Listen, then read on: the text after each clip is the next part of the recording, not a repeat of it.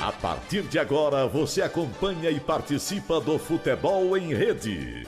O melhor do futebol e dos principais esportes com Luiz Carlos Quartarolo, Fábio Seródio. Olá, Quartarolo, amigos do Futebol em Rede. Voltamos para o nosso bate-papo todas as terças e sextas aqui no Facebook, o Futebol em Rede, falando dos momentos que envolvem aí a volta do futebol em vários cantos do mundo. A coisa ainda está muito indefinida por aqui, se bem que, né, Quartarolo? A CBF resolveu soltar o famoso boi de piranha. Você sabe o que significa boi de piranha, Quartarolo?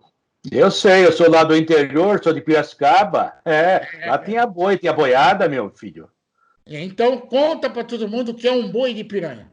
Bom, primeiramente, dá um abraço na AltV, nossa programação na AltV, mais uma vez, a TV da internet. Aliás, a primeira TV da internet, por isso a melhor. Meu amigo Sérgio Oliveira, nosso coordenador, diretor sem pasta, o Frederico Batalha. Nesse fim de semana, mais uma matéria muito especial estará também no Facebook, no YouTube, nas nossas redes sociais, também no nosso site, enfim, naquelas redes todas que você nos acompanha. Bom, boi de piranha, principalmente no Pantanal, né, onde a boiada é obrigada a atravessar o rio que tem piranha. Você pega um boi mais velho, um boi doente, joga na água, toca na frente, enquanto as piranhas comem o boi, você vai passando com a boiada. Esse é o boi de piranha, entendeu?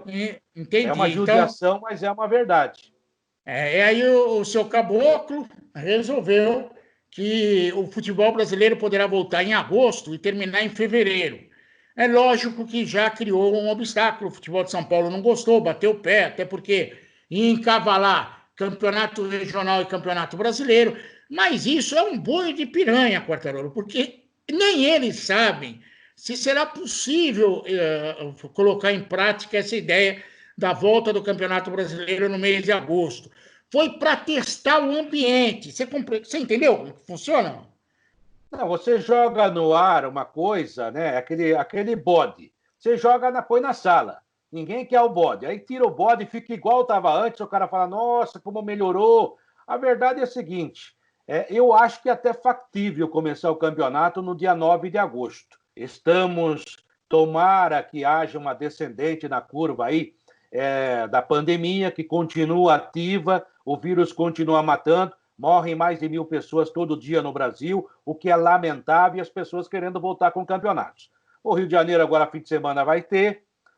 O Campeonato Paulista, os dirigentes de São Paulo e também o Reinaldo Carneiro Bastos... Vai ter mesmo? Vamos aguardar. Mesmo? Vamos aguardar, está marcado, está programado. Agora, o Reinaldo Carneiro Bastos, que é o presidente da Federação Paulista de Futebol, ele acreditou piamente na proposta do Rogério Caboclo e também na promessa.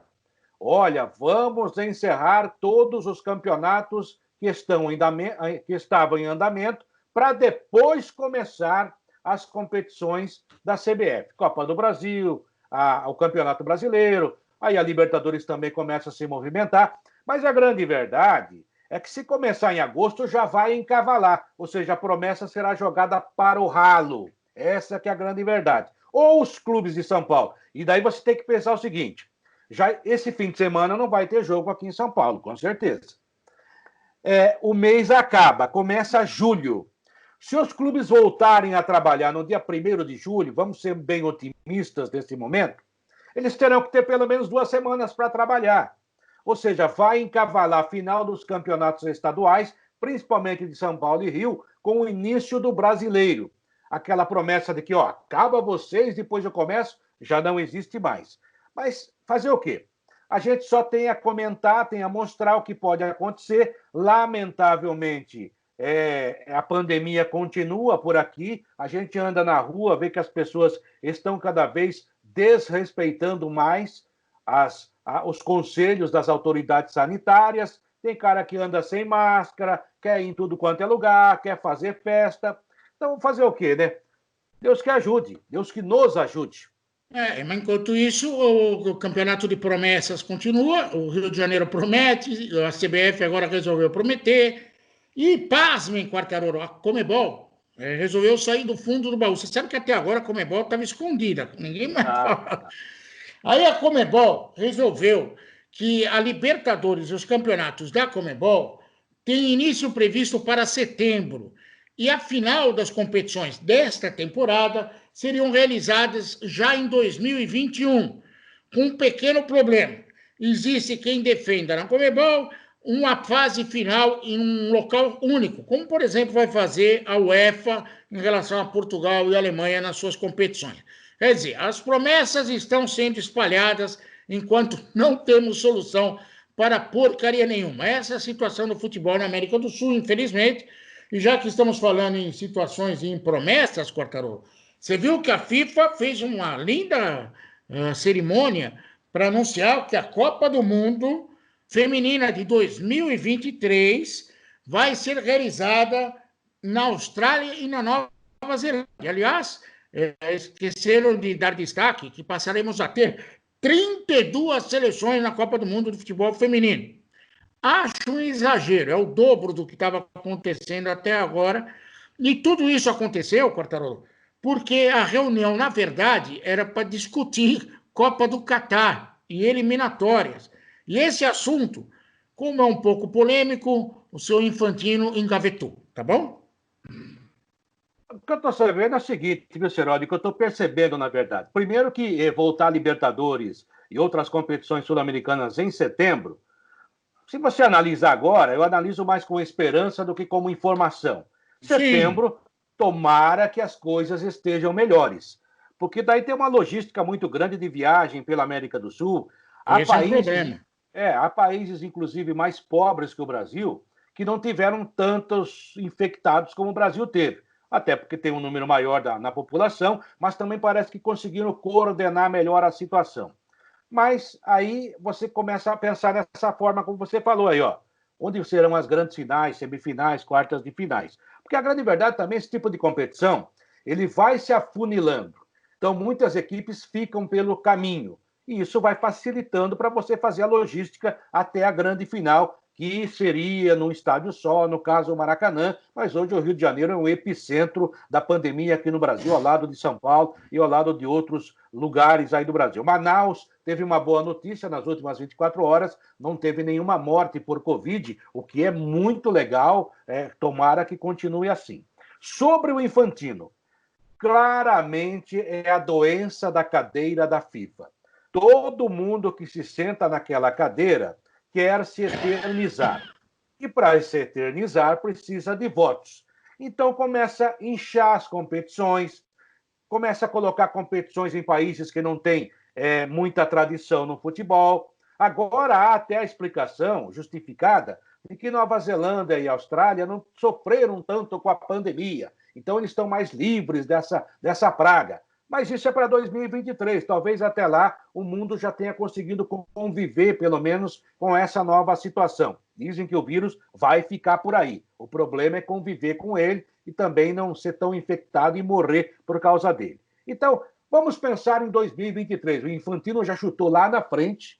Vai ter mais uma eleição antes disso. E ele já se segurou em 32 votos ou mais, porque haverá uma eliminatória mundial. É uma situação política, essa que é a grande verdade. Sobre as eliminatórias para a Copa do Mundo de 2022 do Catar, que não serão no meio do ano, certo? Então ele tem um espaço maior para disputar a eliminatória. Já se falou que vai recomeçar aqui na América do Sul em setembro. Duvido.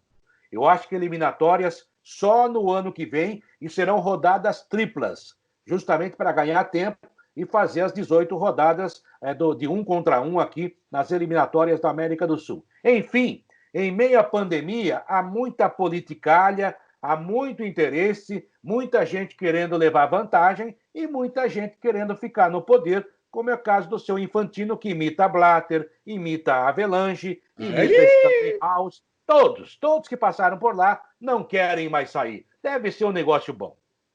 Deve, mas só lembrar que todos esses que você citou aí tiveram problemas com a justiça. Não é à toa. Eu acho que o seu Infantino está indo pelo mesmo caminho. E já que estamos falando desse assunto, é bom lembrar que na próxima temporada... Tá, né, Seródio? A FIFA está parecendo o governo no Rio de Janeiro, né? Todo governador acaba na cadeia. Tá ficando feia a coisa. E lembrando que tudo que ia acontecer esse ano foi transferido para o ano que vem. Então, a Copa América, que era esse ano, foi para o ano que vem. a Eurocopa desse ano foi transferida para o ano que vem. Eu não sei onde esses caras vão arrumar tempo para jogar tudo, mas em todo caso, vamos continuar nas promessas.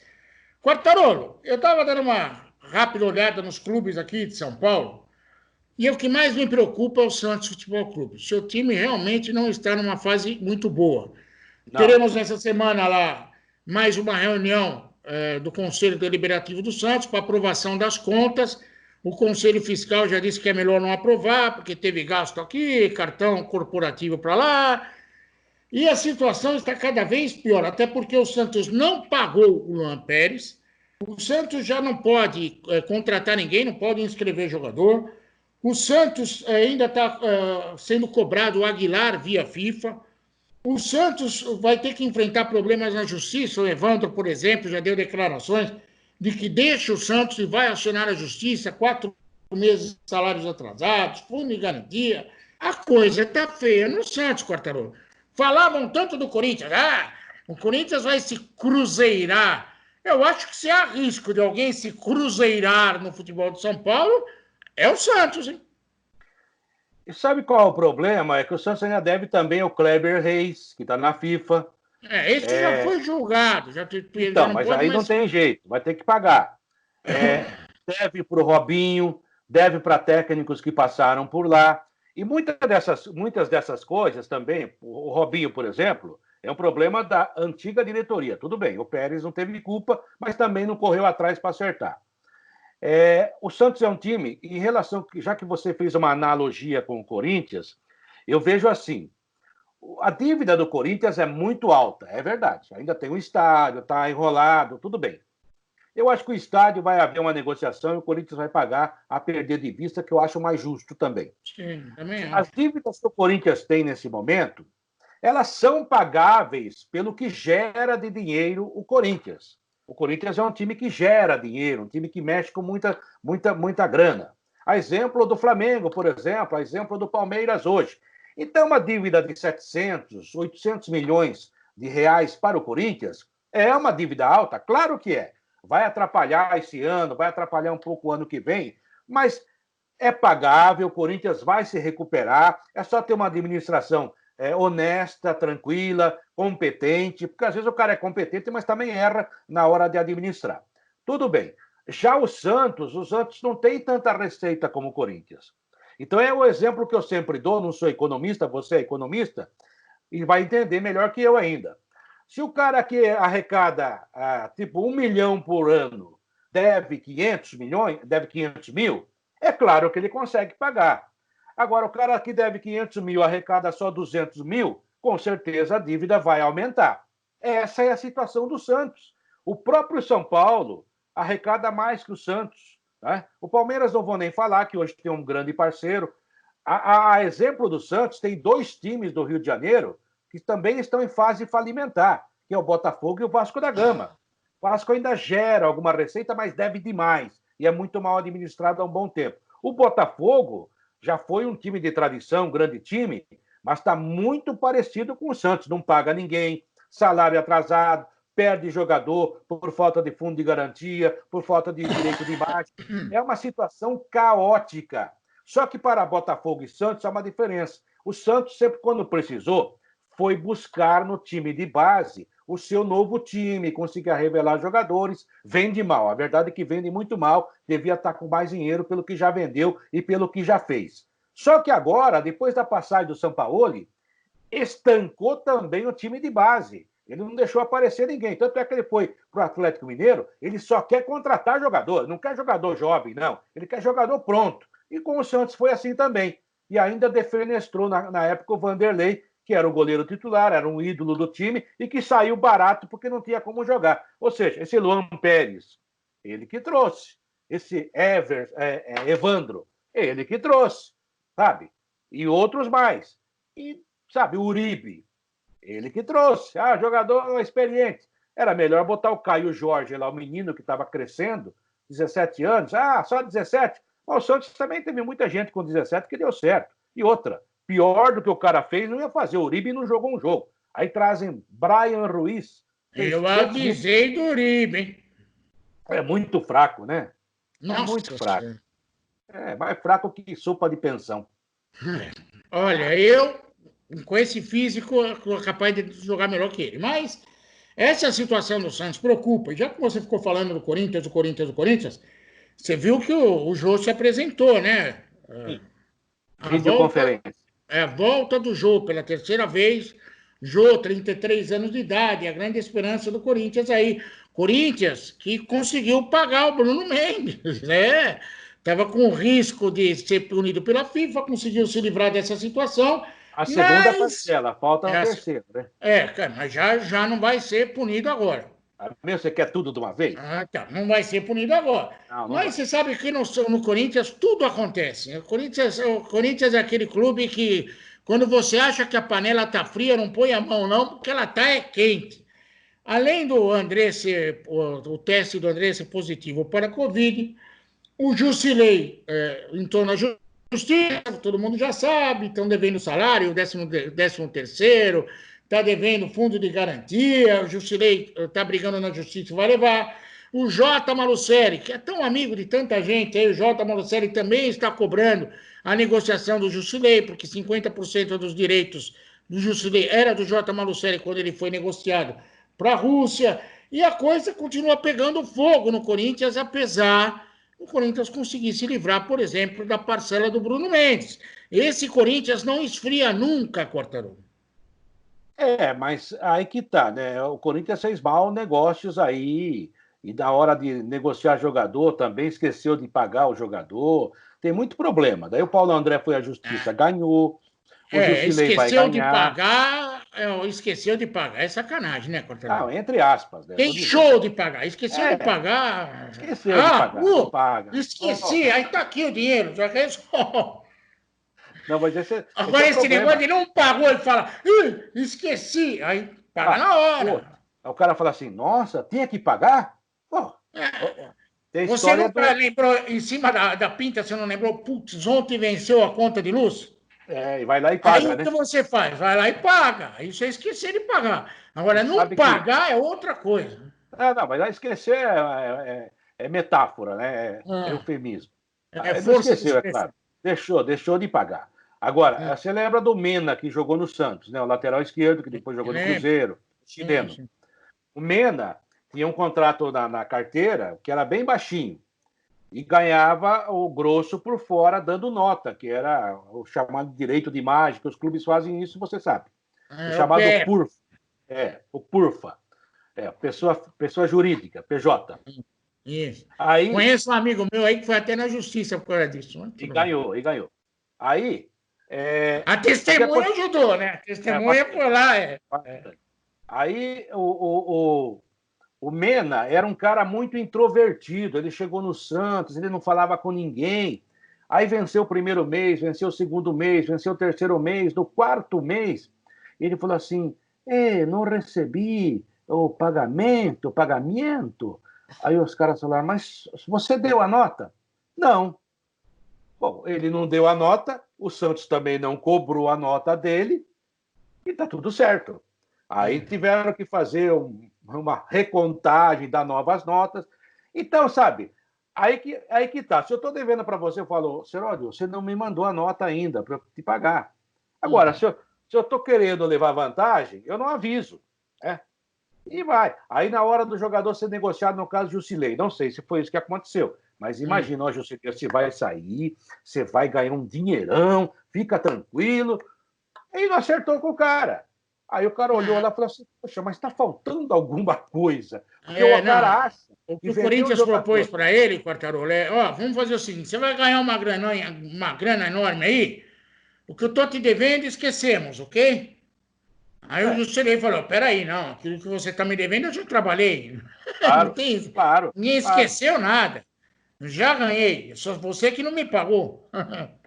Não, é até um direito o cara fazer essa proposta. Fala, poxa, você vai ganhar um dinheirão, nós estamos aqui apertados, vamos esquecer aquela dívida, ou então vamos dividir. Ok, é proposta, mas o cara não pode impor e deixar de pagar. E agora vai pagar, não é o dobro, vai pagar triplo, quádruplo, vai pagar muito mais. E vai ter que pagar. E vai acabar tendo aquele acordo, né, que tem que pagar. Mas tem muita gente que faz acordo e esquece de pagar também. É complicado, viu, Seródio? Futebol. Quando o cara é um manager, aí, por falar em manager, você viu que o Pofechou tirou a vesícula, né? Tirou a vesícula, A vesícula estava te apanhando, ele estava no meio campo errado, tá certo? Agora estou desvesiculado. Agora estou mais leve, Seródio. Eu adoro o Vanderlei. Para o Vanderlei, mandei uma mensagem para ele. Um ele beijo não me ama mais, ele não é nosso amigo mais, mas a gente esqueceu de nós. Ele esqueceu de nós. Agora nós somos povos. E agora você sabe que ele é como que chama aqueles caras da internet?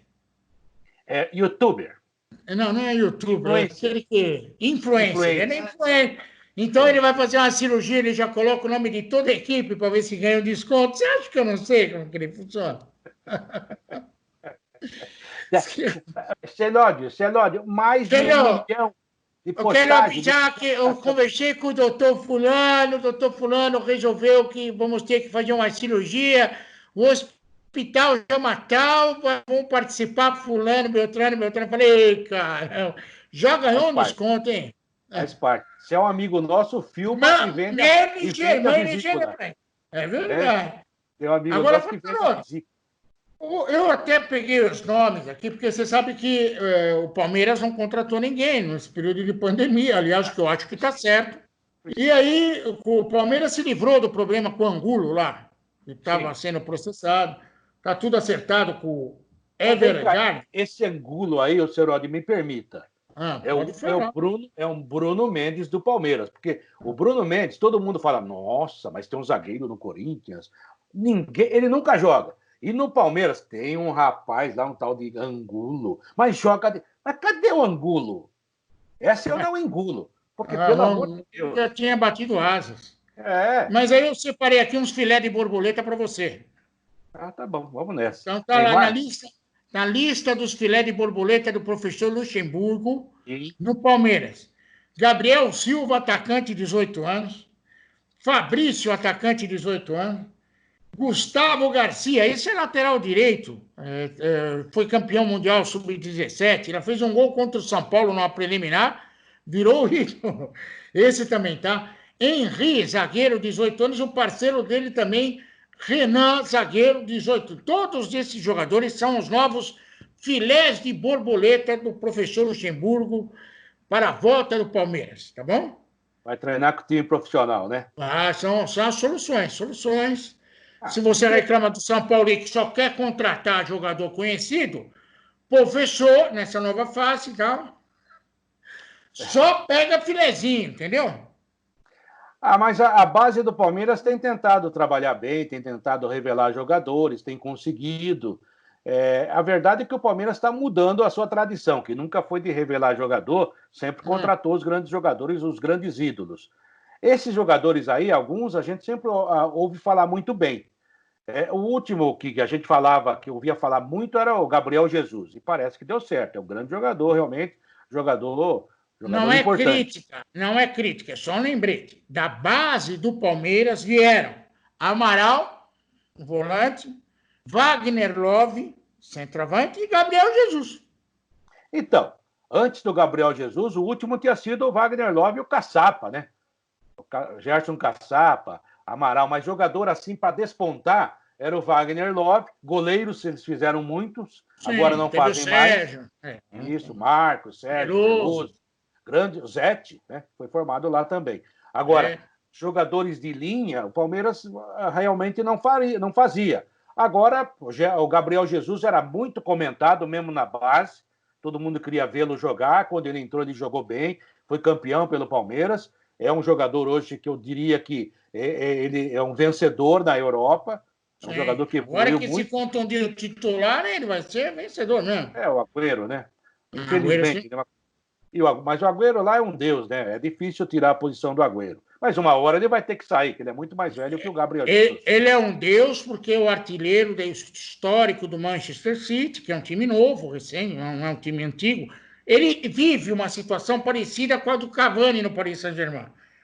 Só que o Cavani ficou magoado e chutou o balde. O Agüero não deve chutar balde, não. Até porque está com a perna contundida, vai esperar um pouquinho para chutar o balde. É melhor não chutar o balde agora, não. Senão vai contundir.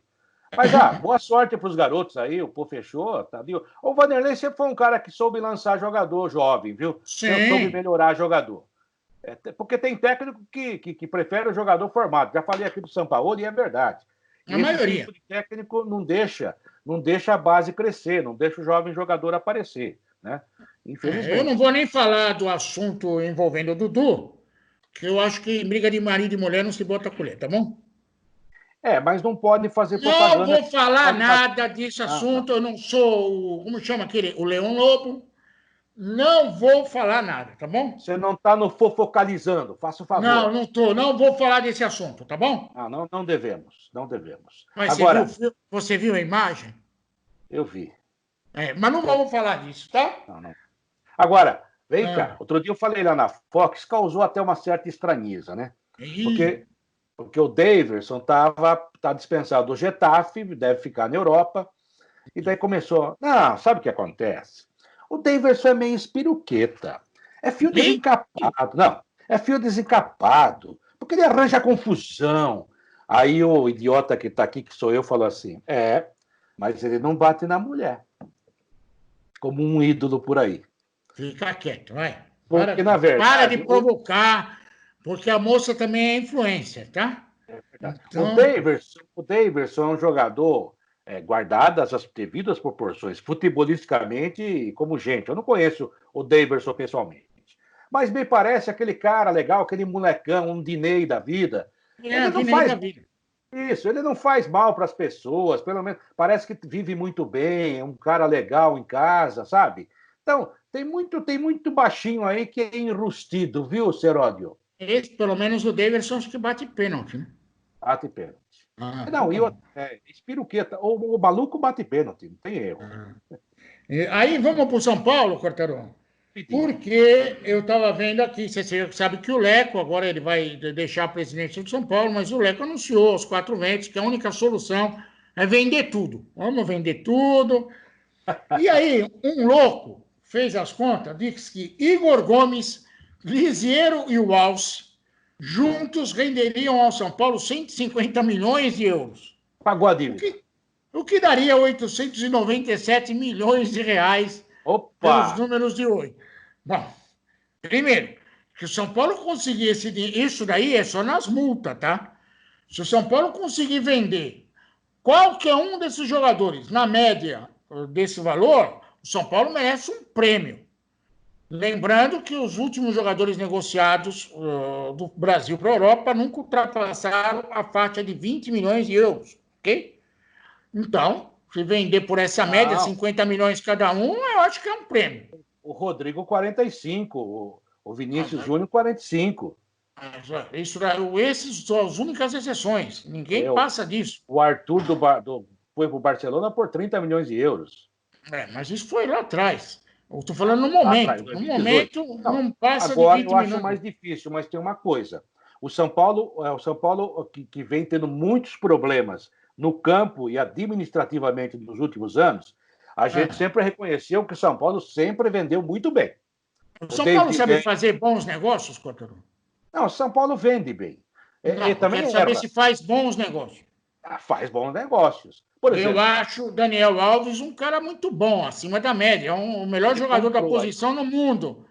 Só que o acordo que fizeram não foi muito fácil de executar. Não. Que posição que ele é? Lateral ou lateral direito. Lateral direito. Lá ele é lateral. Quando joga aqui, ele é meia. Ele é volante.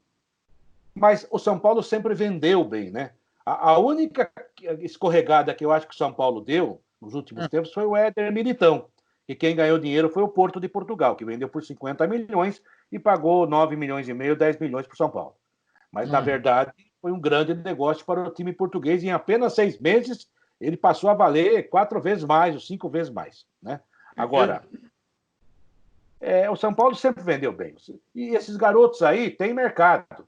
E o Lisiero já teve um cara lá do Barcelona aqui em São Paulo para resolver a questão. Ele já tem passaporte europeu para ir embora. O Igor Gomes está procurando o passaporte europeu. E o Walsh, desses 3 tentadores jogadores para o mercado europeu, é aquele que se contundiu e que o Bragantino estava contratando para transferir para o Leipzig em curto espaço de tempo. Vamos ver se consegue vender.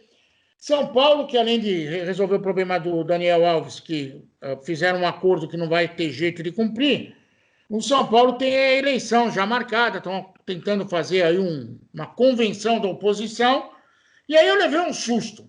O Casares, que você conhece, eu também conheço, ele é o candidato da situação. Mas Júlio ele Casares. Levantou... Aí ele falou, Júlio Casares, falou, não. Situação, não. Porque, afinal de contas, na oposição, todo mundo era da situação. Então, eu não sou da situação. Puxa, mas ninguém quer ficar do lado do Leco na fotografia, Cortadão? É final de mandato, né? Cafezinho frio, amigo. O que é? Rapaz. O Leco não pode ser influencer. Não pode. Embora ele tenha influenciado muita coisa no São Paulo. Aí ele tentou fazer as coisas lá, mas São Paulo vive um problema muito grande, um problema grave, inclusive de dirigentes, já teve grandes dirigentes no passado. Aí ele tentou fazer algumas coisas, por exemplo, contratar o Raí, o Lugano, depois também o Ricardo Rocha para ser dirigente. A imprensa adora falar que jogador tem que tomar conta do futebol. Não estou nem dizendo que o Raí não tem que ficar lá. Mas nem todo mundo tem capacidade administrativa, tem competência para isso, para lidar com pessoas. Tem. Exatamente. Então não é por aí. O cara tem que ser ensinado para chegar lá. Por exemplo, vou dar um exemplo aqui. O Edu Gaspar. O Edu Gaspar não chegou lá, tá aqui, sentei da pasta que eu resolvo. Não. Ele foi indo, aprendendo no dia a dia, até que teve uma capacidade de poder começar a administrar coisas. Fez vários cursos também. Fez com o Alessandro isso, ele pôs o Alessandro junto com ele, para o Alessandro também ir acompanhando. E as coisas, fez cursos, sabia, tinha contatos, ok, Cotarolo? Porque essa função de diretor de futebol, o cara que não tem contato morre, já pensou? Eu preciso para um jogador do América de São José do Rio Preto. Vou procurar na lista telefônica. Não vai achar. O cara precisa ter contato, precisa saber, ser do meio. O cara que cai de paraquedas se perde, cara.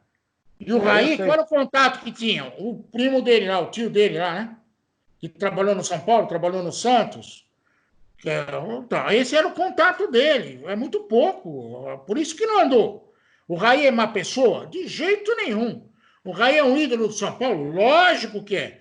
O Raí pode um dia ser alguma coisa nessa área? Pode, mas tem que se preparar antes. Não vai cair do céu. Porque se esse negócio de cair do céu, acontece isso. Aparece um carneiro que estava pulando cerca e cai no colo. Né? Foi o Lugano, né? Foi o Lugano, estou dando um exemplo. E esses são riscos que no futebol você não pode ficar sujeito a isso. Seródio, é a confusão que se faz entre o ídolo e o profissional. O cara foi um ídolo, foi um grande profissional, um grande jogador no campo, com a camisa 10 do São Paulo. Isso não quer dizer que ele vá ser também um grande dirigente de futebol. Ele precisa fazer todos esses estudos, tem que trabalhar muito, tem que aprender muito para trabalhar fora do gramado. E muitos até se dão muito bem, outros não. Eu acho que o Raí tem inteligência suficiente para aprender. Ele é um jogador que conhece a Europa, trabalhou em grandes times, é vencedor. Então, tudo bem. O Lugano, por exemplo, tem muita ligação com o São Paulo, mas eu não vejo por que também o Lugano está lá. Aí o Ricardo Rocha percebeu logo que não era dele e voltou a ser comentarista. É um ex-jogador. E outro, o Ricardo Rocha no São Paulo não tem toda essa identidade, né? Outros jogadores têm mais que ele. Mas, de qualquer maneira, foi um jogador importante. Mas, de qualquer maneira, também, boa sorte ao São Paulo nesse ano. A promessa do Casares é trazer o Muricy Ramalho para trabalhar no setor, tá? Como coordenador, né? Como diretor. Como coordenador, Eu duvido que o Muricy aceite. Eu vou te contar uma historinha aqui, até para encerrar. Quartarolo, da época que estava aquele... Como que fica a seleção, o Tite estava sendo convidado, sondado, ainda não tinha uma solução. Você vai lembrar da história, surgiu um papo de que poderiam colocar 2, 3 treinadores juntos para comandar a seleção brasileira. E esse assunto, dentro do Parque no CT do Corinthians, lógico que vingou. E o Tite chamou todo mundo conversando ali e falou, você quer saber, você cara um louco. Já pensou, eu, Muricy, não sei mais quem aí que era apontado na época, tentando comandar o time? Não dá para dividir, colocar 3 leões e um bife. Eu acho que ele está certo. Você colocar um cara como Muricy Ramalho para comandar o departamento de futebol do São Paulo, ele vai ter uma experiência e um conhecimento que sempre vai colocar pressão em cima do treinador do momento. Não dá para comparar o Muricy com qualquer outro treinador dentro do São Paulo. É como se o Tele, na época do Tele, em relação ao próprio Muricy, era uma coisa injusta. Concorda comigo ou você acha que eu estou falando asneira? Não, e outra, primeiro que o comando não pode ser dividido. O cara tem que saber quem comanda, porque se começar a dividir o comando, já começa a haver problema. Então, eu não concordo com esse negócio, vamos ter 3, 4 treinadores, fazer uma equipe, isso é bobagem. Tem que ter um cara que comanda e os outros são subalternos e subalternos que vão ajudar. Não tem nada, e alguns até atrapalham.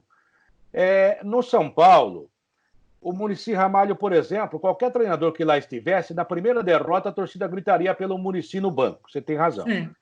Isso é muito problemático. O Wagner Mancini, que não é um treinador do nível do Muricy, já teve problema.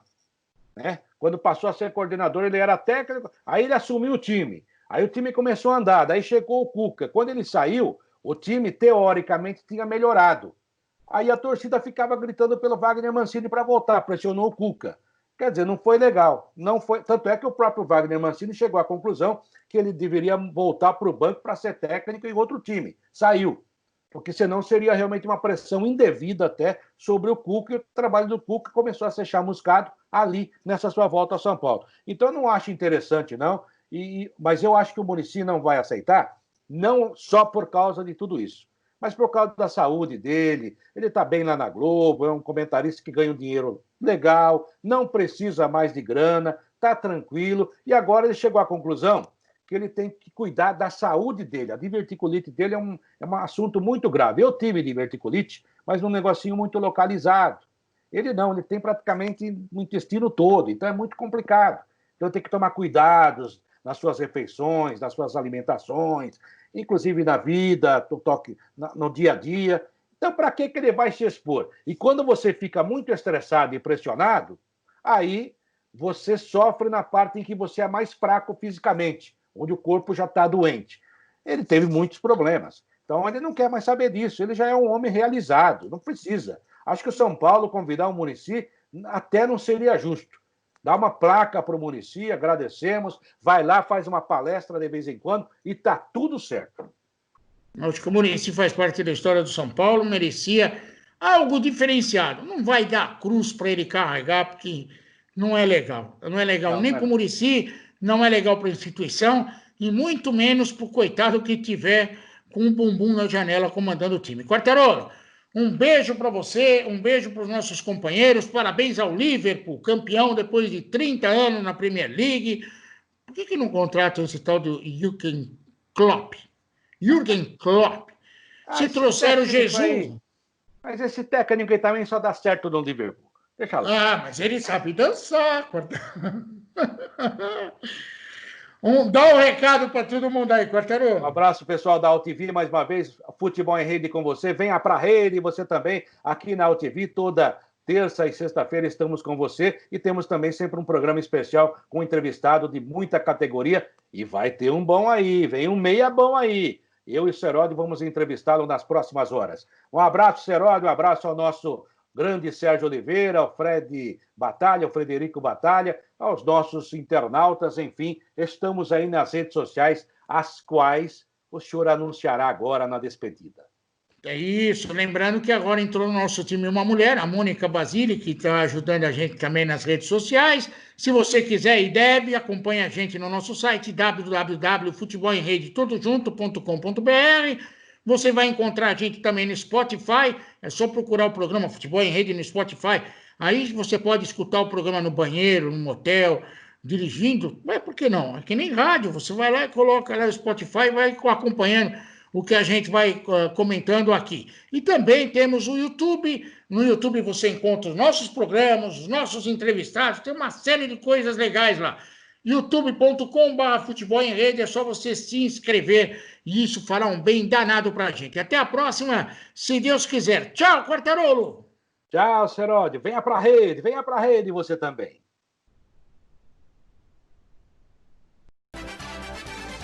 Termina aqui o Futebol em Rede.